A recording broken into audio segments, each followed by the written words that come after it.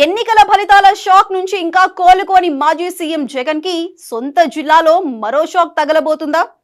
కడప జిల్లాలో జగన్ కి సన్నిహితుల్లో ఒకరిగా పేరున్న ఒక మాజీ ఎమ్మెల్యే టీడీపీలో చేరడానికి గ్రౌండ్ ప్రిపేర్ అయిందా? ఆ మాజీని చేర్చుకోవటానికి టీడీపీ పెద్దలే పావులు కదుపుతున్నారా? ఎన్నికల్లో రికార్డు విజయం సాధించిన టీడీపీకి వై అవసరమయ్యారు? అసలు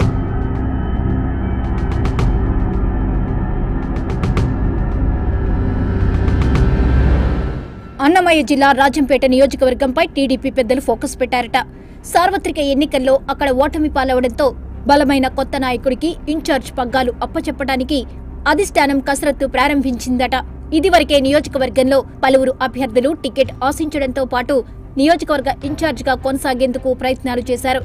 అయితే అప్పటి రాజకీయ సమీకరణాల్లో భాగంగా ఎన్నికల ముందు రాయచోటికి చెందిన మాజీ జిల్లా పరిషత్ vice chairman Sugavasi Balasubrahmanyam ticket ఇచ్చి ఎన్నికల బరిలో నిలిపారు. కానీ గెలవాల్సిన సీటు ఓడిపోవడంతో ఇప్పుడు సమర్థవంతమైన నాయకత్వం కోసం పార్టీ అన్వేషణ ప్రారంభించిందట. గడిచిన 5 ఏళ్ల పాటు మాజీ ఎమ్మెల్సీ బత్యాల చెంగల్ రాయుడు రాజంపేట టీడీపీ ఇన్ఛార్జిగా ఉండగా ఎన్నికల సమయంలో చమర్తి జగన్మోహన్ రాజు కూడా టికెట్ ఆశించారు. వీరితో పాటు మరికొంతమంది టికెట్ ఆశించినా వారందరినీ కాదని రాయచోటి మాజీ ఎమ్మెల్యే సుగవాసి పాలకొండ రాయుడు తనయుడు మాజీ జడ్పీ వైస్ చైర్మన్ సుగవాసి బాలసుబ్రహ్మణ్యంకు టికెట్ ఇచ్చారు టీడీపీ అధినేత. దాంతో టికెట్ దక్కని నేతలు పార్టీకి వ్యతిరేకంగా లోపాయికారిగా ప్రత్యర్థి పార్టీకి సహకరించారన్న ఆరోపణలు ఉన్నాయి. సొంత వారి వెన్నుపోట్ల వల్లే గెలవాల్సిన సీటు పోగొట్టుకున్నామని పార్టీ అధిష్టానం పోస్టుమార్టంలో తేలిందట. ఆ క్రమంలో ఎన్నికల తర్వాత కొందరు నేతలపై పెద్ద ఎత్తున ఫిర్యాదులు సైతం అందాయి. దీంతో ఇప్పుడు ఉన్న నాన్ లోకల్ నేతలను కాదని మరో సమర్థవంతమైన నాయకత్వం ఇక్కడ అవసరమని టీడీపీ అధినేత చంద్రబాబు భావిస్తున్నారు. అందులోనూ స్థానిక నేత అయితే బాగుంటుందన్న నిర్ణయానికి వచ్చారట. ఈ నేపథ్యంలో రాజంపేట నియోజకవర్గంలో మంచి పట్టున్న మాజీ ఎమ్మెల్యే మేడ మల్లికార్జున్ రెడ్డి వైపు టీడీపీ అధిష్టానం దృష్టి సారించినట్లు తెలుస్తోంది. ఆయన 2014లో టీడీపీ తరపున ఎమ్మెల్యేగా గెలిచి 2019లో వైసీపీ తరపున ఎమ్మెల్యేగా గెలుపొందారు.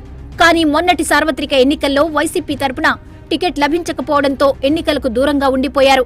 టీడీపీ టికెట్ ఆఫర్ చేసినా ఆయన స్పందించలేదు. ఇప్పుడు ఎన్నికల తర్వాత టీడీపీ తరపున ఉన్న నేతలందరూ నాన్ లోకల్ వారే కావడంతో చంద్రబాబు స్వయంగా మేడా వైపు ప్రధానంగా దృష్టి సారించినట్లు తెలుస్తోంది. అంతేకాకుండా 2014లో టీడీపీ తరపున ఎమ్మెల్యేగా గెలిచిన మేడా నియోజకవర్గంలో తన మార్కు చాటుకునేలా అభివృద్ధి చేశారు. ఒంటిమిట్ట కోదండరాముడి నవమి వేడుకలకు రాష్ట్ర వేడుకగా గుర్తింపు తీసుకురావడంతో పాటు పెద్ద ఎత్తున అభివృద్ధి కార్యక్రమాలు కూడా మేడా హయాంలోనే చేపట్టారు. వాటికి తోడు కోదండరామ్మ ఎత్తిపోతల పథకాన్ని పూర్తి చేయించి ఒంటిమిట్ట చెరువుకు నీళ్లు తీసుకువచ్చారు. ఈ కారణంగానే మేడాకు మంచి సమర్థవంతమైన నేతగా నియోజకవర్గంలో గుర్తింపు లభించింది.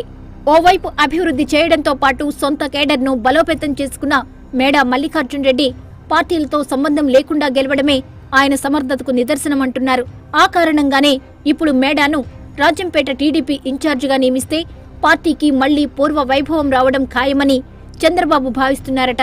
అదే జరిగితే మొన్నటి ఎన్నికల్లో పోటీకి దూరమైన మేడా మరోమారు రాజంపేట నియోజకవర్గంలో చక్రం తిప్పడం ఖాయమన్న అభిప్రాయం వ్యక్తమవుతోంది.